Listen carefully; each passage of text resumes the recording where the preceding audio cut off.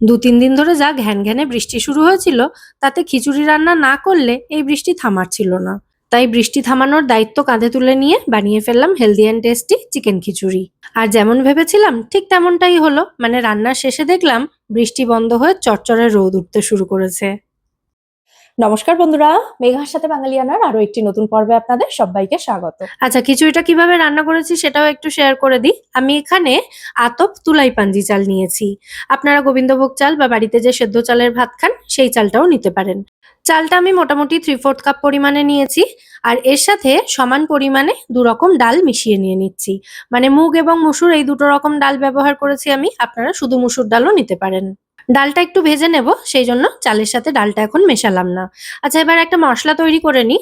2টো বা স্বাদ অনুযায়ী কাঁচা লঙ্কা, 1.5 ইঞ্চ মতো আদা আর 10-12 কোয়া মতো রসুন একসাথে বেটে নেব। এবার চলে যাই রান্নার দিকে। তো রান্না শুরু করার আগে একটা ভাজা মসলা তৈরি করে নেব। তার জন্য 1 টেবিল চামচ গোটা ধনে, 1 চা চামচ গোটা জিরে, 1 চা চামচ গোটা মৌরি, 2 টুকরো দারচিনি, 10-12টা গোটা গোলমরিচ, একটা বড় এলাচ, 2টো ছোট এলাচ আর 4টে লবঙ্গ নিয়েছি। এই গোটা মশলাগুলোকে আমাদের একটু ড্রাই রোস্ট করে নিতে হবে। তো মশলাগুলো ভাজার সময় এর মধ্যে সামান্য একটু, মানে জাস্ট ওই 1 পিঞ্চ মতো নুন দিয়ে দিলাম। আর যে প্রেসার কুকারে আমি রান্নাটা করব, সেই প্রেসার কুকারেই আমি এখানে মশলাটা ড্রাই রোস্ট করে নিচ্ছি। এটা কিন্তু একটা ওয়ান পট মিল, কারণ এই একটা পাত্রেই পুরো রান্নাটা কমপ্লিট হয়ে যাবে। তো দেখুন এখানে মশলাগুলোর কালার একটু চেঞ্জ হতে শুরু করেছে। 2-2.5 মিনিট মতো ভেজেছি, তারপর এগুলোকে নামিয়ে নিয়েছি।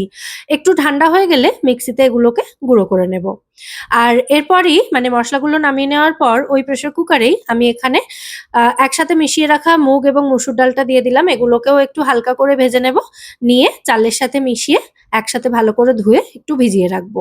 মানে যতক্ষণে বাকি রান্নাটা হবে ততক্ষণ ভেজালেই হবে। আলাদা করে আর এগুলোকে সময় দিয়ে ভেজানোর দরকার নেই। তো দেখুন ডালটাও ভালো মতো ভাজা হয়ে গেছে। তো এটাকে আমি চালের মধ্যেই নামিয়ে নিচ্ছি। এবার সবটা একসাথে ভালো করে ধুয়ে নেব। ডালটা নামিয়ে নেওয়ার পর প্রেসার কুকারটাকে একটু মুছে নিয়েছি শুকনো কাপড় দিয়ে। তারপর ওর মধ্যেই দিয়ে দিলাম অল্প একটু সর্ষের তেল। আমি অল্প করেই তেল ব্যবহার করেছি। আপনারা চাইলে আরো একটু বেশি পরিমাণে তেল দিতেই পারেন। তেলটা গরম হয়ে গেলে এতে শুকনো লঙ্কা, তেজপাতা আর গোটা জিরে দিয়েছি ফোড়নের জন্য। ফোড়নটাকে ভালো করে ভেজে নিচ্ছি। জিরের কালারটা একটু ডার্ক হওয়া পর্যন্ত এটাকে ভেজে নিয়ে তারপর এর মধ্যে দিয়ে দিলাম একটা মাঝারি সাইজের পেঁয়াজ। পেঁয়াজ খুব বেশি আমি এই রান্নায় ব্যবহার করি না। একটাই পেঁয়াজ এখানে যথেষ্ট। তো পেঁয়াজটাকে হালকা একটু ভেজে নেব। মানে পেঁয়াজের কালারটা হালকা ব্রাউন হতে শুরু করবে, সেই সময় পর্যন্ত ভাজলেই হবে। খুব বেশি ভাজার দরকার নেই। দেখুন পেঁয়াজটা ভাজা হয়ে গেছে। তো এবার এর মধ্যে 400 gram with bone chicken add করলাম, মানে হাড় সহ মুরগির মাংস। চিকেনটা যেহেতু ম্যারিনেট করে রাখিনি, সেই কারণে চিকেনের পিসগুলোকে খুব ভালো করে একটু ভেজে নিচ্ছি।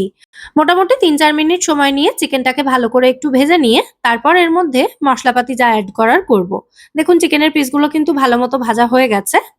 তো এবার এর মধ্যে যে আদা রসুন কাঁচা লঙ্কার পেস্টটা রেডি করে রেখেছিলাম সেটা দিয়ে দিলাম। যেহেতু অল্প পরিমাণে আদা রসুন কাঁচা লঙ্কা বেটেছি, তাই একটু জল অ্যাড করে বেটে নিয়েছি এটা। আদা রসুনের কাঁচা গন্ধ চলে যাওয়া পর্যন্ত চিকেনের সাথে এটাকে ভালো করে মিশিয়ে ভেজে নিতে হবে। আর ভাজার সময় এর মধ্যে 1 চা চামচ পরিমাণে হলুদ গুঁড়ো, 1 চা চামচ কাশ্মীরি লঙ্কার গুঁড়ো আর 2টো ছোট সাইজের টমেটো দিয়েছি, সাথে অল্প একটু নুন অ্যাড করলাম। আর মিক্সার জারটা ধুয়ে সামান্য একটু জলও এর মধ্যে দিয়ে দিলাম। দিয়ে সমস্ত কিছু একসাথে ভালো করে একটু কষিয়ে নিচ্ছি। মোটামুটি 6-7 মিনিট সময় নিয়ে এটাকে আমি ভালো করে কষিয়ে নিয়েছি। মসলা থেকে তেল ছাড়তে শুরু করেছে দেখতেই পাচ্ছেন। তো এই সময় আমি এর মধ্যে কিছু সবজি অ্যাড করছি, যেটা একেবারেই অপশনাল। চাইলে আপনারা সবজি দিতেও পারেন, নাও দিতে পারেন। শুধুমাত্র চিকেন এবং আলু এখানে ব্যবহার করলেও হবে। আমি আলু দিচ্ছি না, কারণ আমার বাড়িতে আলু খেতে কেউ খুব একটা বেশি পছন্দ করে না। তো একটু গাজর, বিনস, মটরশুঁটি এগুলোই দিয়েছি। সবজিগুলোকেও এর সাথে মিশিয়ে একটু কষিয়ে নিচ্ছি। তারপর এর মধ্যে দিয়ে দেব ধুয়ে ভিজিয়ে রাখা চাল ডালটা। চাইলে জলটা ঝরিয়েও নিয়ে দিতে পারেন, তবে আমি এইভাবে হাত দিয়ে তুলে দিয়ে দিচ্ছি। এতে যতটুকু জল ঝরা ঝরে যাচ্ছে। সামান্য একটু জল থেকে গেলেও কোনো সমস্যা নেই, কারণ আলটিমেটলি এটা তো খিচুড়িই রান্না হচ্ছে, তাই না? আচ্ছা, এর সঙ্গে যে ভাজা মশলাটা তৈরি করে রেখেছিলাম সেটা অর্ধেকটা এই সময় দিলাম। আর অর্ধেকটা কষাতে কষাতে আবারও একটু পরে দিয়ে দেব। সমস্ত কিছু একসাথে খুব ভালো করে নাড়াচাড়া করে একটু ভেজে নিচ্ছি। আর বাকি মসলাটাও এই সময় দিয়ে দিলাম। মানে পুরো যে মসলাটা এখানে রেডি করেছিলাম সবটাই এর মধ্যে দিয়ে দিয়েছি। আর মসলার সাথে যেহেতু গোটা গরম মসলাও ছিল, সেই কারণে আলাদা করে আর গরম মসলা কিন্তু এই রান্নায় ব্যবহার করার দরকার হবে না। এতেই দেখবেন খুব সুন্দর একটা ফ্লেভার আসতে শুরু করেছে। সমস্ত কিছু একসাথে ভালো করে কষানো হয়ে গেলে এবার এর মধ্যে দিয়ে দিচ্ছি গরম জল। চাল এবং ডালটা মিশিয়ে আমি টোটাল 1.5 কাপ নিয়েছিলাম। তো এখানে জল ঠিক তার 3 গুণ পরিমাণে দিয়েছি, মানে 4.5 কাপ জল গরম করে দিয়েছি। জলটা দেওয়ার পর স্বাদ অনুযায়ী নুন দিলাম, তারপর ভালো করে মিশিয়ে দিচ্ছি। আর এই সময় জলটা একটু টেস্ট করে দেখে নিতে পারেন আপনারা যে নুনের পরিমাণ ঠিক আছে কিনা।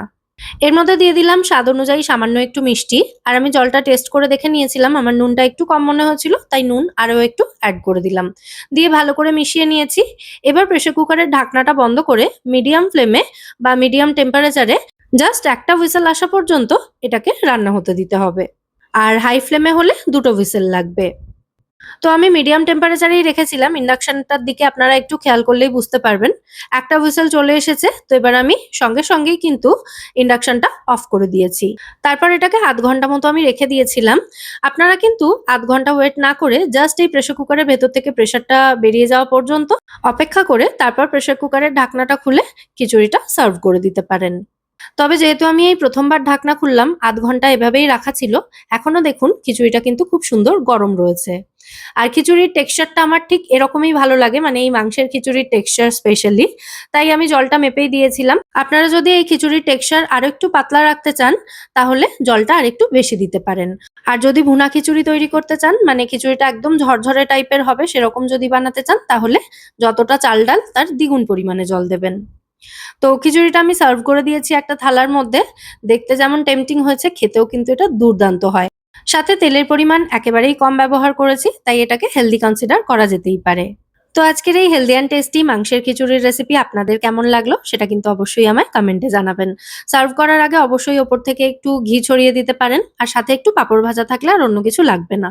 আমার হোমমেড সাবুর পাঁপড় এখানে আমি সার্ভ করলাম, এর সাথে আপনারা পছন্দ মতো যে কোনো পাঁপড় নিতে পারেন। তো রেসিপিটা যদি ভালো লেগে থাকে ভিডিওটাকে বরাবরের মতো একটা লাইক এবং শেয়ার করে দেওয়ার অনুরোধ রইল। সাথে এরকমই নিত্য নতুন রেসিপির জন্য আমার চ্যানেলটাও সাবস্ক্রাইব করে আমার পাশে থাকতে পারেন এবং আমায় সাপোর্টও করতে পারেন। আজ তাহলে এ পর্যন্তই, আবার দেখা হবে পরের পর্বে নতুন কোনো রেসিপির সাথে। সবাই সুস্থ থাকবেন, ভালো থাকবেন এবং সব্বাইকে খুব ভালো রাখবেন। নমস্কার।